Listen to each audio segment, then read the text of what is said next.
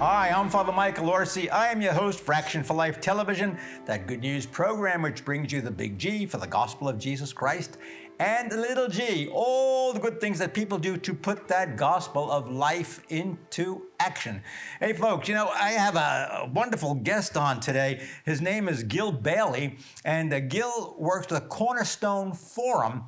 And, he's written a book, which I want him to explain it to us, like maybe chapter by chapter if we have the time. But the name of the book is The Apocalypse of the Self. The Apocalypse of the Self. Now, I'm going to start in right away. Gil, why the apocalypse of the self? Because I'm thinking apocalypse like the last book of the Bible. I'm thinking like apocalypse, something hidden, something partially hidden, something partially revealed. I'm thinking of the end of time. What's going on? Why this title? It's almost like, what is going on here? Well, as you know, the word apocalypse means the revelation. It's the revealing what's been hidden.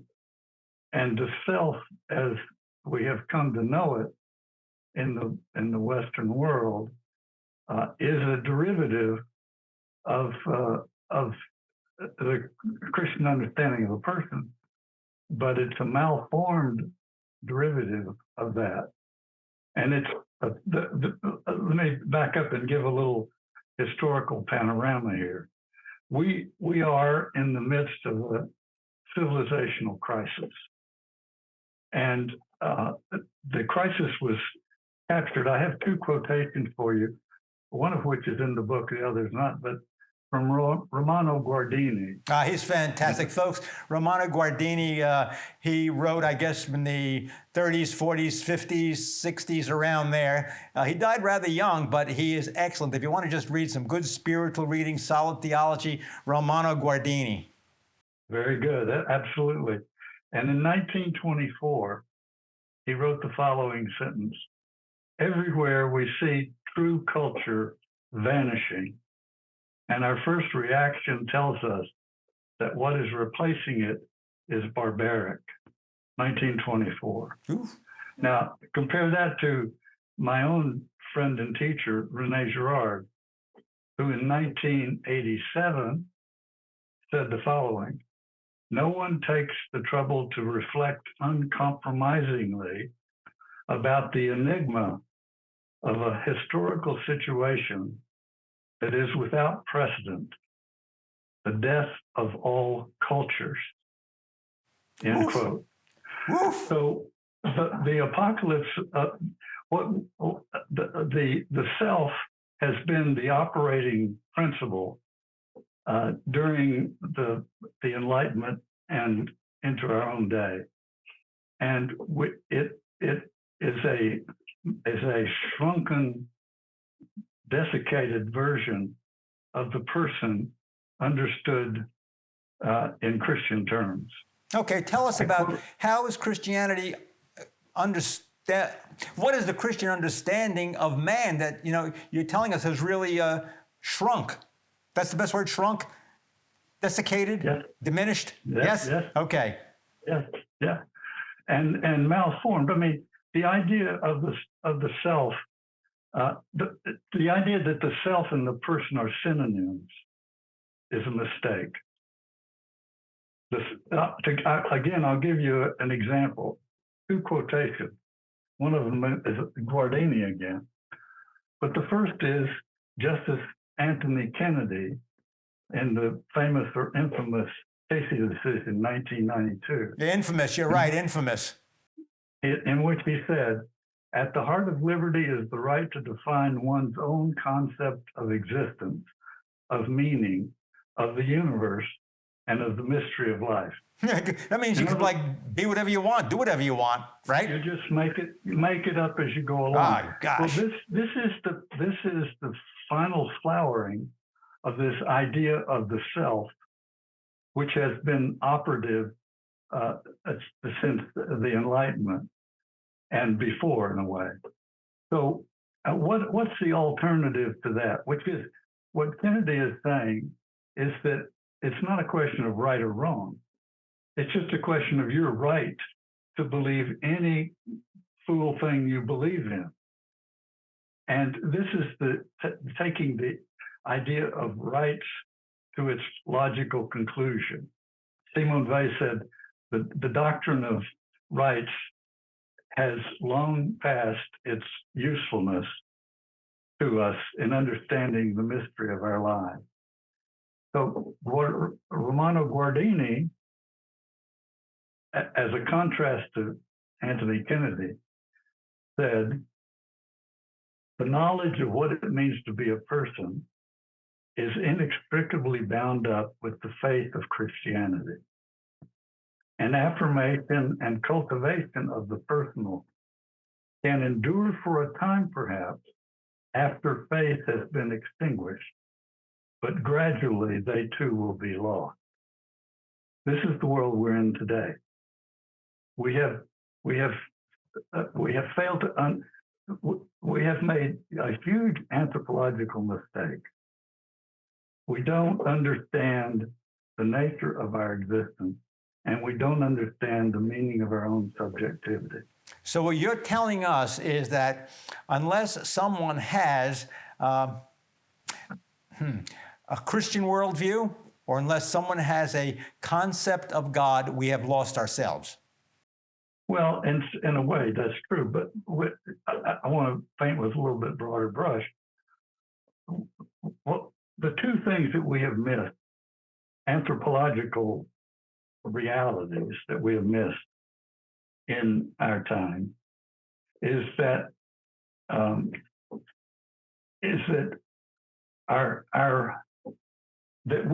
that at the core of what it means to be a human being is religious longing. There is a religious, that's what distinguishes our species. It's not the opposable thumb.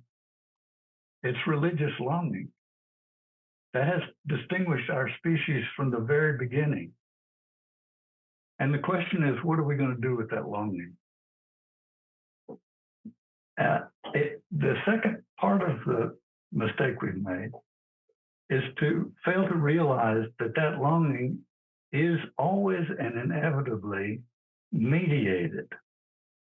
In other words, we learn to orient that longing by virtue of models that we find somehow attractive, and that our own deep religious longing sees in this model or that something worthy of emulation.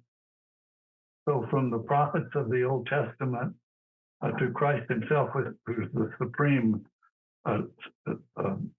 object of our religious longing, to the saints of the church, and so on and so forth.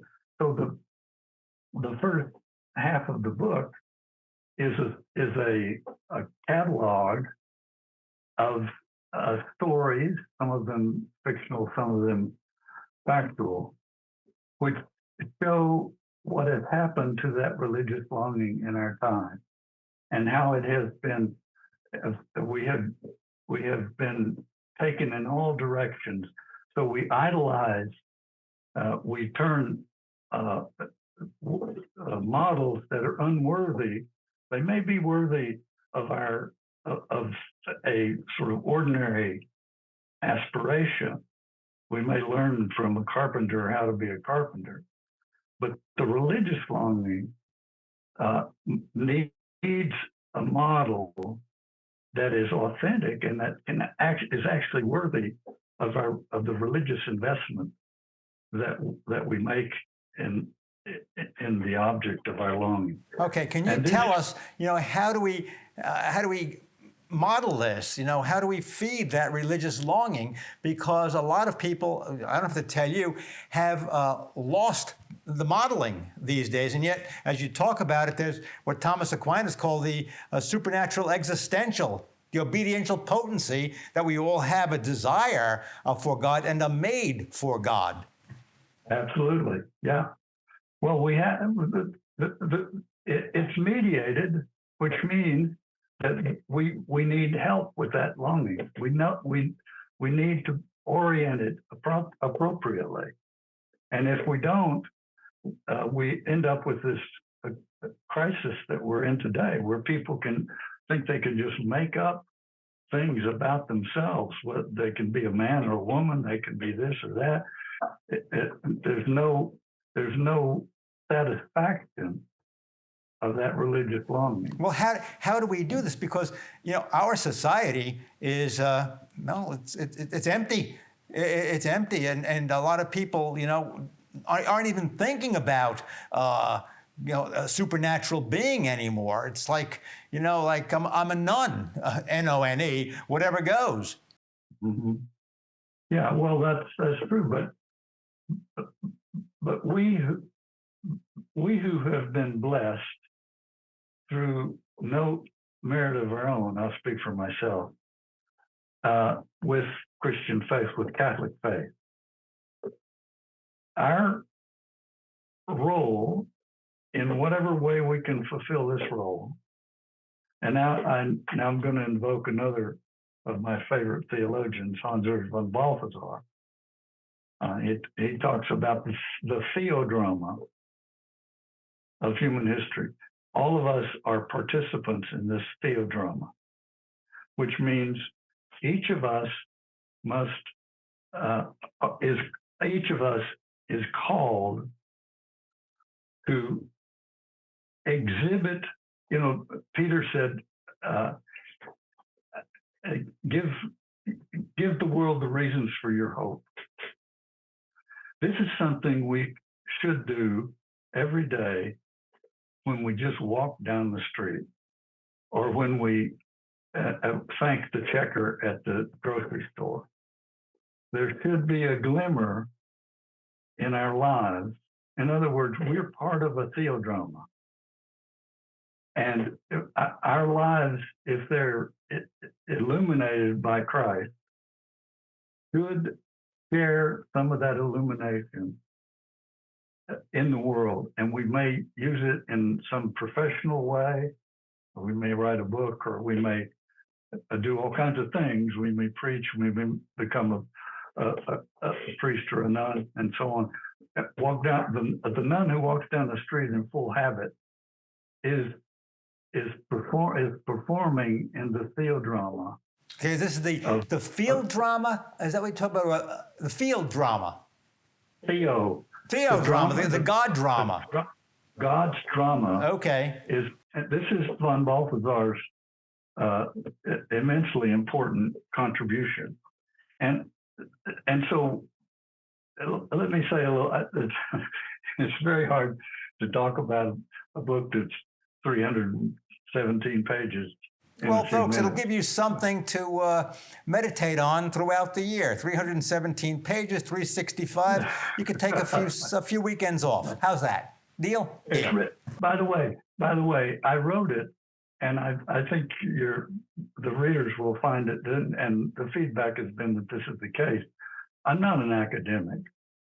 I wrote it in order for it to be both inspiring and entertaining.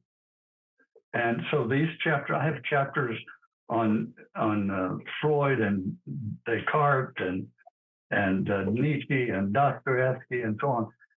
But I write as a non-academic, and my readers even I are could understand it of that fact. But even I could understand it. Hi, BC Cloutier here. We've got some exciting news for you. On October 19th, at the Naples Grand Beach Resort, Action for Life presents Jim Caviezel live and in person.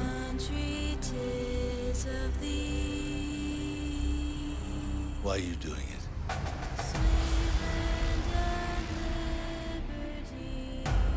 Because God's children are not for sale. The star of Sound of Freedom will be here in Naples, telling us all about the filming of the movie and the real-life experiences of Special Agent Tim Ballard. Hear that?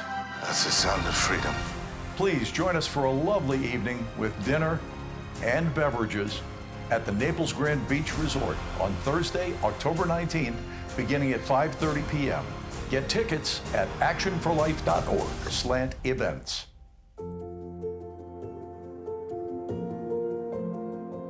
Ladies and gentlemen, you've always heard about Abraham Lincoln saying that America is the last best hope of the world. Keep that in mind. A lot of us these days do not appreciate our country or are letting ourselves fall short of what America is supposed to be and what America can be. We live in a society today which does not hold the same values that our founders had and what Abraham Lincoln held so dearly. Go back on history, see what they said, and to know who we are. Pass that on to your children. It is a matter of salvation, saving our country, and sometimes even means saving our souls, because America is a light to the world. Let us continue to pray for our country and to vote for those people who hold in their minds and hearts the vision of our founders, of Abraham Lincoln and of Ronald Reagan. I draw back the lens and say, look, we are in this theodrome. And our role, because we have been chosen by Christ, we who have faith, we didn't choose him, he chose us. That's an important thing always to remember. We didn't choose him, he chose us. And why did he choose us? To manifest the truth that he brought into the world and the reality of God and the love of God and the forgiveness of God and the generosity of God. So we play a role in this drama. Now, we're going all over, but there are a couple of things I would really like to emphasize. Von Balthasar says that human history is the mutual intensification of the yes and the no to Christ. Human history after the revelation consists of the yes and the no to Christ. The mutual intensification of the yes and the no to Christ. Both the yes and the no intensify. And our job is to intensify the yes. Now, Chesterton, now that sounds dramatic. My first chapter starts with Bob Dylan. And readers will discover why I do that later on. It's the perfect place to start. Bob Dylan, when he had his conversion, and no one quite knows where he is today, but he clearly had a conversion. I don't know if he knows where he is today. He was all potted up for years. Oh no! I think he's far beyond that. I remember him from Woodstock. Holy cow! Okay, so he had a conversion. Tell us about it. Well, yeah, but I mean, so think about St. Paul and Augustine. Yeah, well, I want to know what happened with Bob Dylan. Well, it's a long story. I don't know. It's not. But in 1979, I think he came out with an album, which was the name of the album, and the main song of the album was "You Got to Serve Somebody," and the key phrase in the song was, "It may be the devil or it may be the Lord, but you got to serve somebody." Now I put that together with Hans Urs von Balthasar, speaking of the mutual intensification of the yes and the no to Christ. That's the dramatic setting in which we now live. The reason we can't see it is that we only live 70 or 80 years. Chesterton said, if everyone lived to be 1,000, I'm paraphrasing. He said, if everyone lived to be 1,000, everyone would die Catholic. That's my paraphrase of what he said. And this captures the essence of what he said. What does that mean? That means that if you lived to be 1,000, you would come to understand finally after burning through all the options, you would come to understand that it's a choice between Christ and nothing. And that in a sense is an apocalyptic understanding. It's not apocalyptic in the sense of the end of the world or terrible destruction and so on, but it's apocalyptic in the sense of the word apocalypse means a revelation. You would, if you lived to be 1,000, you would come to realize that all the little decisions you made along the way were in one way or another a choice between Christ and it was a yes or a no to Christ. All your little choices were a yes and a no to Christ, or in Dylan's terms, a choice for the Lord or the devil. Hey, folks, I really want you to think about this because I think that Gil is really hitting on something important. All of our choices are a yes or a no to Christ. And then in the context of Bob Dylan's song, you have to serve somebody. So I guess, we have to take a little bit of time to think out, what we're doing, what we're saying, how we treat other people, because everything is important. And, like my mother used to say, God sees everything. And what, as I get older, I realize she was right. Yes. And we have to, and we have benefited from the modeling of others. And I'm someone who has benefited tremendously from that. Our job is to, in turn, model, not in some artificial way or self-consciously or anything like that, but just to carry ourselves and speak and be kind and generous and forgiving and all those things, so that others might have that we, in all our sinfulness, might be able in some small way to emanate a sense to others of where we get our hope, as St. Peter said. Let the world know where your hope comes from. And you don't have to wear it on your sleeve. You don't, some people are called to be evangelists and so on. That's extremely important. But even an ordinary person, an ordinary, worker in the field or office work, and such a person can carry himself or herself in such a way that the dignity that they have, thanks to their Christian faith, becomes attractive to others. So we can play our own small, inadequate role in the drama of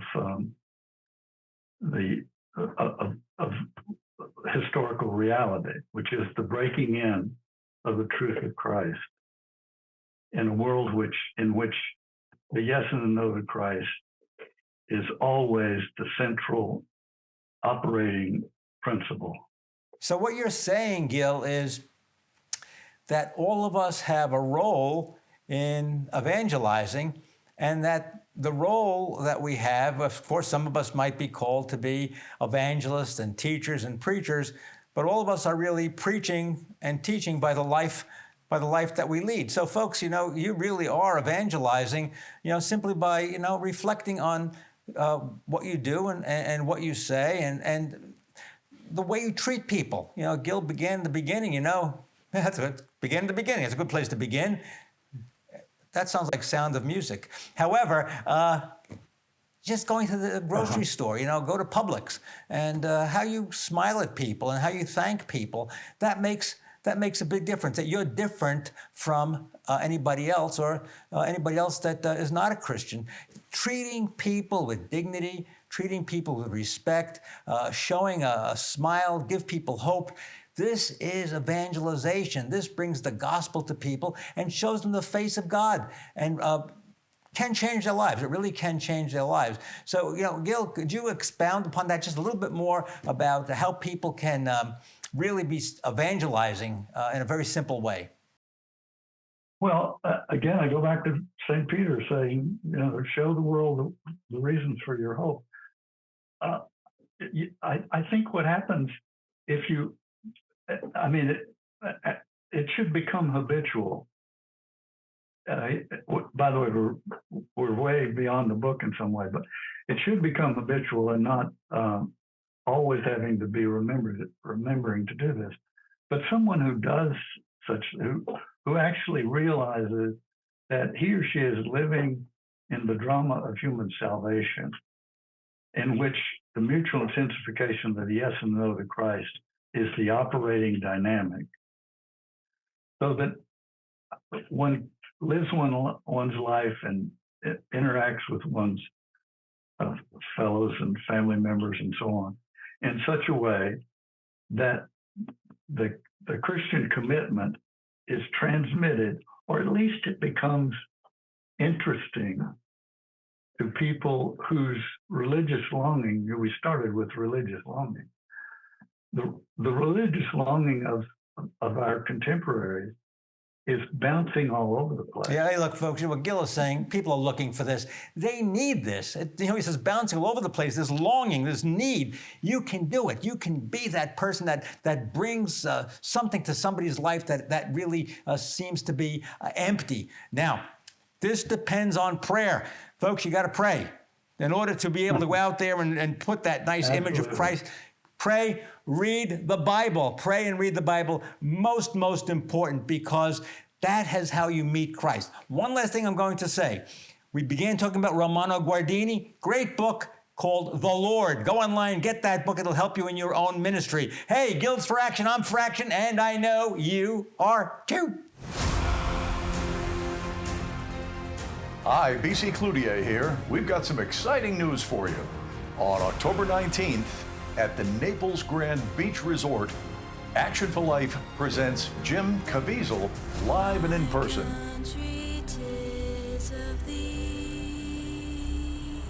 Why are you doing it?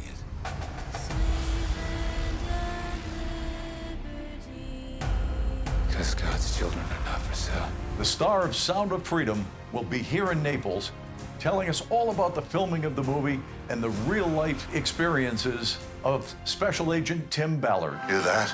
That's the sound of freedom. Please join us for a lovely evening with dinner and beverages at the Naples Grand Beach Resort on Thursday, October 19th, beginning at 5:30 p.m. Get tickets at actionforlife.org/events.